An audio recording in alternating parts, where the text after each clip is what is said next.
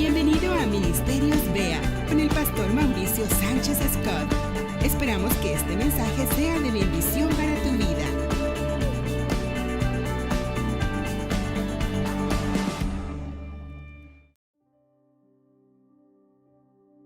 Grande es para nuestro Señor Jesucristo, que es el único digno de honra, de gloria, de majestad y de imperio. Le quiero pedir un favor para iniciar. Quiero que cierre los ojos. Cierre los ojos bien fuerte, fuerte, fuerte, que no vea nada. Y ahora, con los ojos cerrados, tápese los oídos. Tápese muy bien los oídos. E imagínese por un instante vivir así. Que esa sea tu vida. Ahora ya pueden abrir los ojos y... ¿Cómo me oyeron si tenían los oídos tapados? Pero bueno, se los voy a pasar por alto, porque a veces aún con los oídos tapados alcanzamos a escuchar. Pero imagínate vivir sin ver y sin escuchar absolutamente nada. Ser completamente ciegos y completamente sordos. Hubo una mujer en la historia, Helen Keller, que fue ciega y sorda. Y es muy importante porque esta mujer se convirtió en la primera persona sorda y ciega en obtener un título universitario. Se graduó de la universidad, se convirtió en una gran defensora de los derechos de los discapacitados, de los derechos de las mujeres, y una pacifista. Pero imagínate graduarte siendo sorda y ciega. Y fue sorda y ciega desde el 1 año y medio de edad. Para mí me parece inconcebible cómo escuchaba las lecciones, cómo le hicieron. ¿Sabe usted cómo la hacían? Porque ella no oía. Asistía a la universidad, pero no escuchaba y no veía. Pues tenía un asistente que le hablaba con la mano, con un lenguaje que hay digital. Digital me refiero a dedos, con los dedos. Imagínate.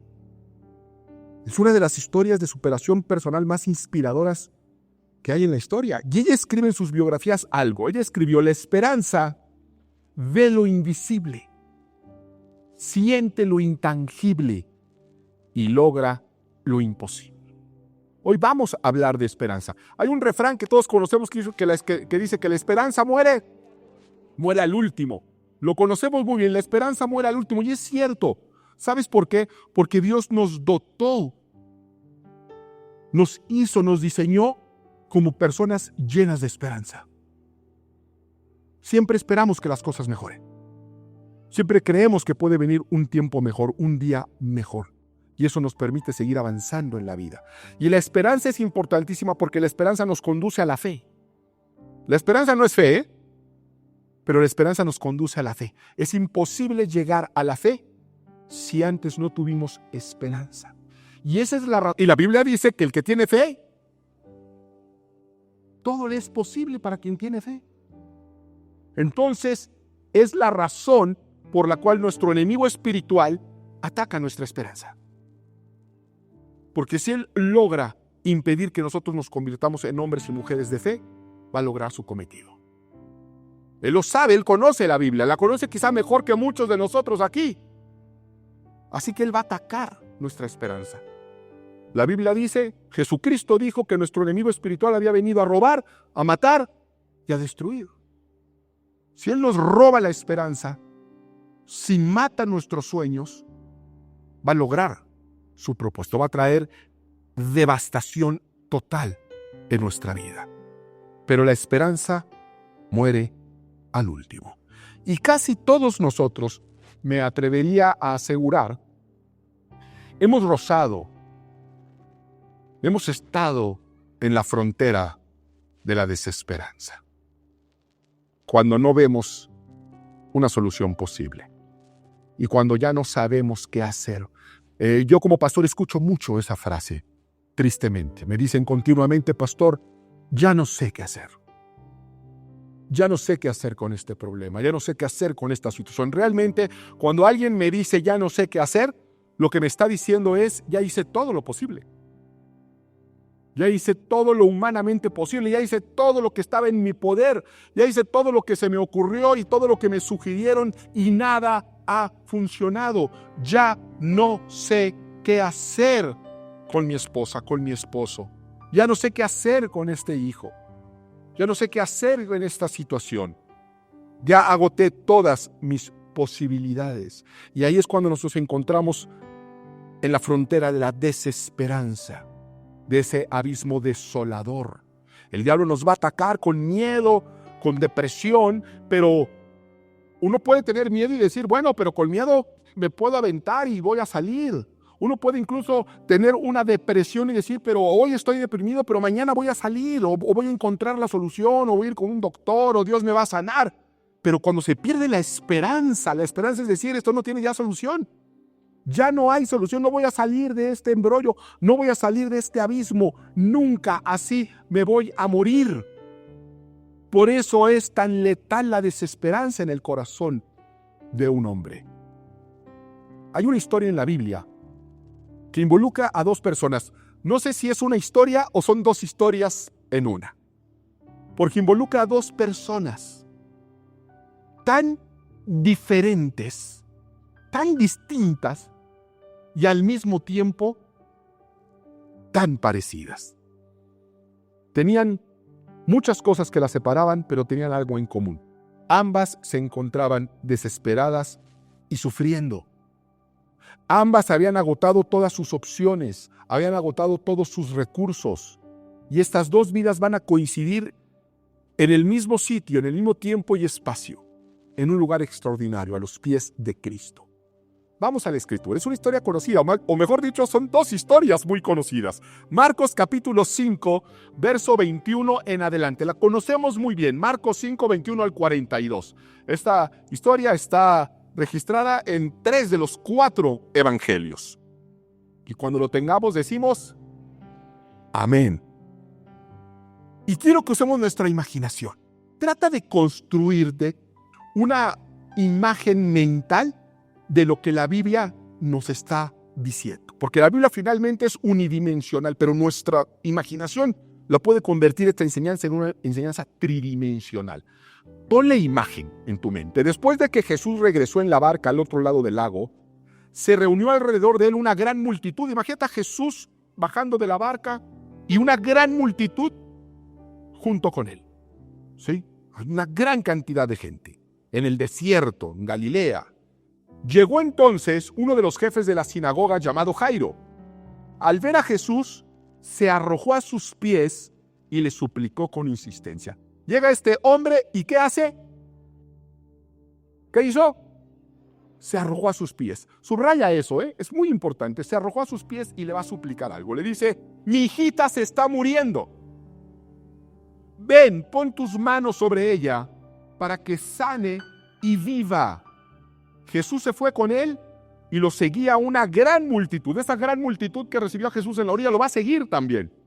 No quería separarse de él, la cual se agolpaba sobre él. Fíjense, no era una multitud ordenada. Era una multitud que se agolpaba con Jesús, es decir, le impedía avanzar. Jesús estaba en medio y un mar de gente alrededor.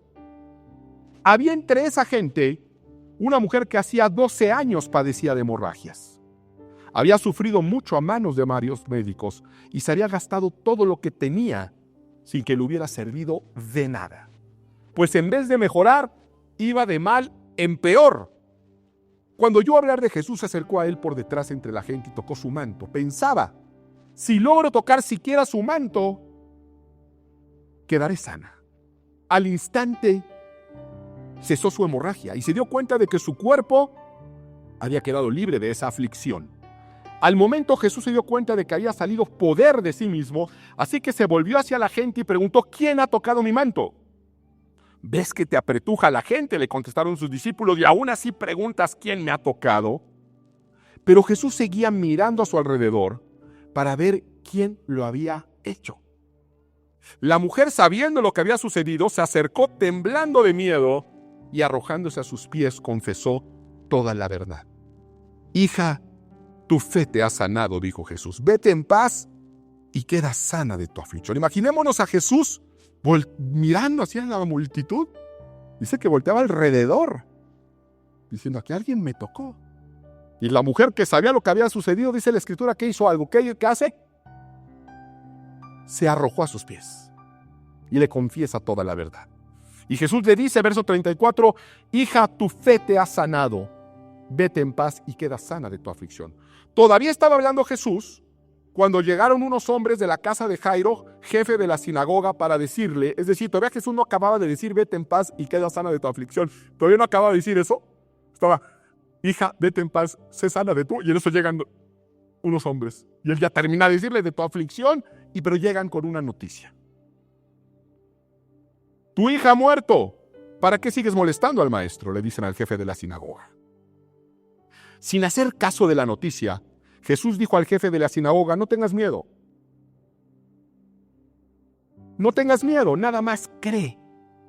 No dejó que nadie lo acompañara, excepto Pedro, Santiago y Juan, el hermano de Santiago. Cuando llegaron a la casa del jefe de la sinagoga, Jesús notó el alboroto y que la gente lloraba y daba grandes alaridos. Entró y dijo, ¿por qué tanto alboroto y llanto? La niña no está muerta, sino dormida. ¿Por qué tanto alboroto y llanto? No está muerta, está dormida. Entonces empezaron a burlarse de él, pero él los sacó a todos, tomó consigo al padre y a la madre de la niña y a los discípulos que estaban con él, y entró a donde estaba la niña, la tomó de la mano y le dijo, Talita cum, que significa, niña, a ti te digo, levántate. La niña, que tenía 12 años, se levantó enseguida y comenzó a andar. Ante este hecho, todos se llenaron de asombro. Es una historia muy conocida, he predicado mucho alrededor de esta maravillosa historia que involucra a estos dos personajes. Pero hoy quiero que nos enfoquemos en cuán distintos eran. Hoy vamos a tratar de arrojar más enseñanzas, porque así es la escritura de maravillosa y de extraordinaria. Siempre tiene enseñanza tras enseñanza tras enseñanza. Fíjense qué diferentes eran. Jairo, se nos dice en muchísimas ocasiones, más de 4, que era un principal de la sinagoga. Un importante, era una persona importante, era una persona influyente. Era una persona con una posición y con respeto dentro de la comunidad judía. Por el contrario, la mujer no podía ser más distinta. Era una mujer que tenía flujo de sangre. La sociedad judía de esa época, esta enfermedad, esta condición, la hacía ceremonialmente impura. Era impura. ¿Qué significaba eso? No podía participar en la vida religiosa, ni en la vida social normal. Era una mujer inmunda. Entonces imagínate, mientras Jairo era un hombre respetado por la sociedad, esta mujer era una mujer impura. Mientras Jairo era un principal de la sinagoga, un hombre que tenía una posición de importancia dentro del pulso religioso del judaísmo, esta mujer ni siquiera podía entrar a la sinagoga. No podía entrar a esa sinagoga. Tenía prohibido entrar al templo, tenía prohibido entrar a la sinagoga. ¿Por qué? Porque era impura. Mientras uno era puro, la otra era impura. Además, uno era rico, uno era adinerado. La Biblia nos deja saber que esa mujer había perdido todo en médicos. No sabemos si alguna vez siquiera fue rica, pero si alguna vez lo hubiera sido, ya no lo era. La Biblia es clara, había perdido todo su dinero buscando su sanidad. Y dice, y no solamente no curó, no solamente no sanó, sino que incluso empeoró. Invirtió todo su dinero y todo lo perdió y ella iba empeorando. Mientras uno era rico, la otra era pobre. Y sin embargo, ambas historias están entrelazadas de una manera extraordinaria. No solamente temporalmente, sino también temáticamente. Porque ambas hablan de esperanza. Ambas hablan de la fe de Jairo, en que Jesús podía sanar a su hija.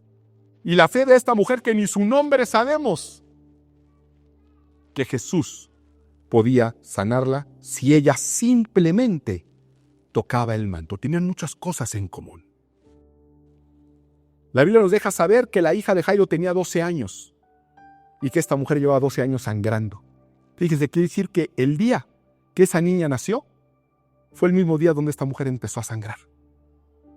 Ya habían pasado 12 años y hoy se encuentran en una situación de emergencia. Ambas personas tienen un problema enorme. Enorme. Ambas no sabían qué más hacer, ya habían hecho todo lo que podían hacer y ambas hicieron lo único que les quedaba como última esperanza. Pedirle un milagro a Jesús. No sabían qué más hacer, pero sabían a dónde ir. A los pies de Cristo. A los pies de Cristo. La compasión y el poder de Jesús también es manifiesta en esta historia. ¿Cómo tenemos un Señor que es compasivo y que es tremendamente poderoso sobre la muerte y sobre cualquier enfermedad? Y en un contexto aún más profundo, podemos ver la dignidad que Jesús da a todas las personas, independientemente de su posición social, independientemente de su condición física. Mientras Jairo era un líder de la sinagoga y la mujer una marginada social, ceremonialmente impura, Jesús se detuvo para atender a ambos con igual compasión. Jesús tuvo tiempo para ambos. Y además, otra de las cosas que arroja esta historia es algo que debemos de aprender y que además ya lo hemos vivido o lo estás viviendo. Pero te conviene entenderlo. Jesús nunca trae prisa. ¿Se han dado cuenta? Que Jesús nunca trae prisa. Nunca tiene prisa de responder una oración. Nunca tiene prisa de llegar a un lugar. No lo vas a encontrar en la Escritura. Nunca trae prisa. ¿Recuerdan el episodio de Jesús cuando le dicen que su amigo del alma, Lázaro, se está muriendo? Que le mandan a decir a sus hermanas, córrele por favor, porque se nos está yendo. Y la Escritura dice que Jesús recibe la noticia, oye, que está muriendo. Está bien, ok. Y todavía se queda ahí. Jesús nunca trae prisa. Así es Él. Yo por eso siempre digo que mi esposa tiene el carácter de Cristo. Ella nunca trae prisa. Digo, mi amor, ya vámonos, ya va a empezar el servicio. Ella peinándose, no hay prisa. Con la calma que solamente Cristo puede dar. Bueno, Jesús nunca trae prisa. Y sin embargo siempre va a llegar a tiempo. Quizás siempre te va a parecer que va lento, que va tarde, pero no. Jesús siempre va a llegar a tiempo. Y yo quiero que imaginemos, les dije que quería que se hicieran una imagen de lo que está sucediendo y que en esta ocasión nos pongamos en los pies de Jairo. Imagínate que tú eres Jairo y tu hijita de 12 años de edad se está muriendo. Ya hiciste todo lo que podías hacer, ya había todos los médicos, ya le dieron todos los remedios, ya no hay solución. Estás viendo cómo la vida se le va. Y sabes de Cristo, conoces de Jesús. Jairo seguramente escuchó hablar de Jesús o presenció un milagro anterior porque estaba en una zona donde Jesús hizo muchos milagros. La voz finalmente ya se había corrido. Pero Jairo no le importó ser un principal de la sinagoga e ir a los pies de un humilde rabí, ex carpintero, que muchos decían estaba loco, otros decían que era el Mesías. A él no le importó jugarse su prestigio. ¿Por qué? Porque estaba desesperado. Porque era su última esperanza.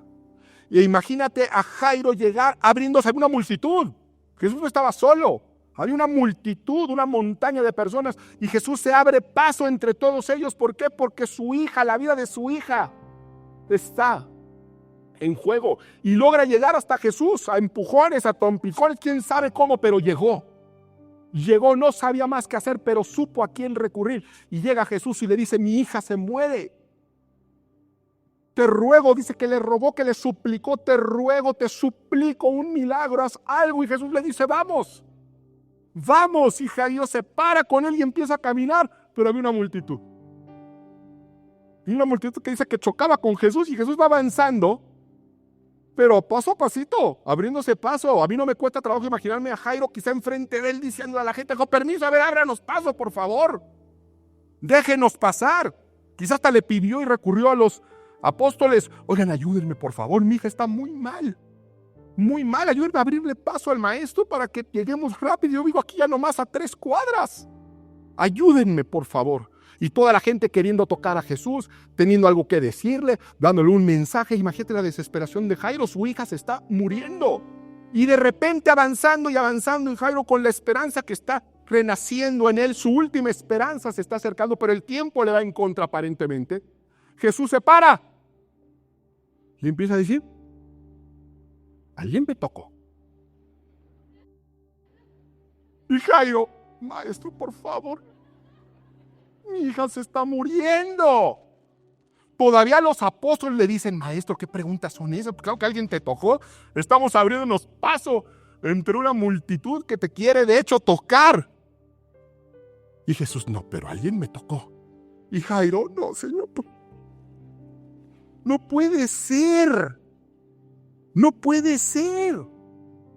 Y Jesús viendo, alguien me tocó. Y a Jairo, ya ve, por favor, ¿quién lo tocó? Y sale la mujer, no, la verdad, yo fui. Y Jairo, esta mugrosa. Es más, no debería ni de estar aquí. Cosa que es cierto, ella ni debería de estar ahí. Por eso tenía miedo. Vemos que tenía miedo de confesar. ¿Por qué te va a dar miedo que Cristo te haya hecho un milagro? Porque ella era ceremonialmente impura y no podía estar entre las multitudes. Así que imagínate a Jairo, ella ni debería de estar aquí. Pero bueno, ya por favor, vámonos. Y todavía Jesús se pone a platicar. Mira, tu fe te ha sanado, hija, vete en paz. Y bueno, ya se fue, ya vámonos, por favor. Y cuando se van, se acercan a decirle, ya no molestes al maestro. Tu hija ha muerto. Imagínate el impacto en Jairo. Pero Jesús inmediatamente, sin prisa, así tranquilo, le dice, no los escuches. No los escuches y no tengas miedo. Vamos. Ahí va Jairo, seguramente con el corazón desfalleciendo, en la frontera de la desesperanza. ¿Le creo o no le creo? Ya se tardó mucho. Si hubiera llegado antes. Pero ahorita ya me está diciendo que mi hija se murió. Y él me está diciendo que no tenga miedo. ¿Sabrá lo que está diciendo? ¿Realmente sabrá lo que está diciendo? ¿Realmente sabrá que mi hija está muerta o cree que está dormida, como acabo de escuchar que él dice? Porque llegan y se encuentran con todo el mundo llorando. Y Jesús se enoja y lo saca. ¿Por qué están llorando? Si está dormida, pues empiezan a burlar de él. Y dice, van para afuera. Y lo saca de la presencia de Jairo. Y conocemos el final. Conocemos el final. Va a resucitar a esa niña. Así como sanó a esa mujer. Porque donde Jesús está, están los milagros de Jesús. Y esto tiene que ver con nosotros, porque quizá tú, al igual que Jairo en su momento, al igual que esa mujer, tienes un problema enorme. Tienes un gran problema. Quizá alguien está muriendo en tu casa. O quizá algo está muriendo en tu casa. Quizá hay un matrimonio que se está muriendo. Quizá el respeto se está muriendo. Quizá la familia se está desintegrando. Quizá está sangrando como esa mujer. No del cuerpo, del corazón, que es peor. Del alma, que es peor. Quizá llevas 12 años con una herida que, lejos de mejorar, lejos de cicatrizar, esa herida que te infligieron hace tantas décadas, en lugar de cerrar, parece ser que se abre cada vez más. Y en el camino estás perdiendo y perdiendo y perdiendo muchas cosas. Quizá no sabes qué vas a hacer. Pero al igual que Jairo, y al igual que esta mujer, no sabes qué hacer, pero sabes a dónde dirigirte. Sabes a quién recurrir. Hoy estás en el lugar correcto. Hoy, en medio de tu circunstancia que solamente tú conoces, rodeado de una multitud ajena a tus problemas, ajena a tu drama. Tú llegaste aquí para tocar el corazón de Dios. Con esperanza, como Jairo, como esa mujer. Pero fíjate lo importante aquí, que es donde quiero que pongamos la atención. Estas dos personas totalmente distintas, con problemas distintos, enormes los dos, pero totalmente diferentes, fueron tan iguales que accionaron de la misma manera. No solamente recurrieron a Cristo, sino hicieron ambos algo. Dice que se arrojaron a sus pies. A Jairo no le importó ser quien era. Se arrojó a los pies de Cristo y suplicó por un milagro. A la mujer no le importó que las leyes le prohibieran estar ahí. No le importó las consecuencias que eso podía tener posteriormente. Ella llegó y dice, si yo toco el manto. Para tocar el manto es porque llegó inclinada. Llegó al borde del manto. Tuvo que haber llegado, quizá casi a rastras llegó. Quizá para que no la reconocieran. Ambos llegaron inclinados a los pies de Jesús. Ambos llegaron reconociendo su necesidad de misericordia de parte del Todopoderoso. Edmund Hillary fue el hombre que conquistó por primera vez el monte Everest en mayo de 1953. No lo hizo solo, iba con un Sherpa, Tenzin Norgay. Fueron los primeros seres humanos en llegar a la cima de la montaña más alta del planeta. Y él cuenta en sus memorias que cuando ya estaban muy cerca de llegar a la cima, al lugar donde nadie nunca había llegado, a ver lo que nunca nadie había visto, era tanta ya su ansiedad y su urgencia de llegar, que se pone de pie, porque ellos vienen pues escalando con pies y manos, y se pone de pie a ver si le alcanza a ver, y el Sherpa lo toma y lo baja, y le dice: no puedes ponerte de pie, no a esta altura. A estas alturas, con los vientos que hay, no puedes ponerte de pie. Tenemos que seguir avanzando de rodillas. Yo creo que eso tiene una aplicación espiritual. Hay ciertas alturas que usted no va a alcanzar de pie. Hay ciertas montañas que usted no va a conquistar erguido. Como Jairo y como esa mujer, nos tenemos que postrar ante Dios. No hay un lugar más seguro que postrados a los pies de Cristo. Ellos recurrieron a la persona correcta en su momento de urgencia, pero no basta recurrir a la persona correcta. Hay que llegar a Cristo con la actitud correcta. Y ambos se postraron a los pies de Cristo.